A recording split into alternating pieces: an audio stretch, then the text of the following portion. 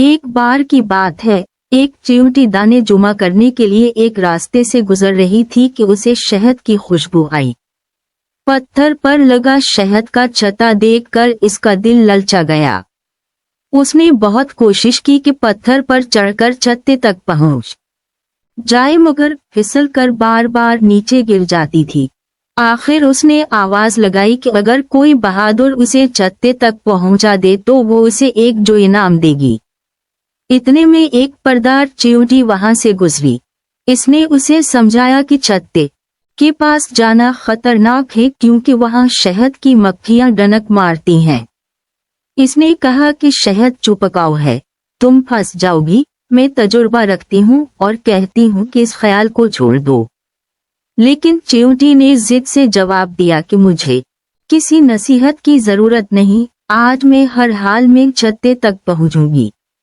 پردار چیونٹی اپنی راہ چلی گئی۔ تھوڑی دیر بعد ایک مکھی گزری۔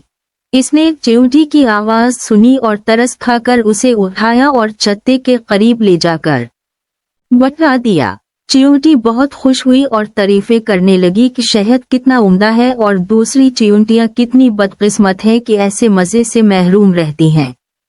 وہ شہد چاٹتی آگے بڑھی تو اچانک شہد کے گڑھے میں گر گئی۔ اس کے ہاتھ پاؤں چپک گئے اور وہ پھنس گئی۔ جتنی کوشش کرتی اتنی ہی زیادہ شہد میں دھنس جاتی۔ گھبرا کر چلانے لگی کہ کوئی مجھے بچائے، اب میں جو انعام میں دوں گی، بس مجھے یہاں سے نکال لو۔ اتنے میں پردار چیونٹی واپس آئی۔ اس نے اسے پھنسے ہوئے دیکھا، فوراً نکالا اور کہا کہ میں تمہیں ڈانٹنا نہیں چاہتی، مگر یاد رکھو کہ زیادہ لالچ ہمیشہ مصیبت میں ڈالتا ہے۔ تم نے میری بات نہ مانی، نقصان اٹھایا۔ آئندہ کسی مکھی سے مدد نہ مانگنا کیونکہ مکھی کبھی چیونٹی کی خیر خواہ نہیں ہو سکتی۔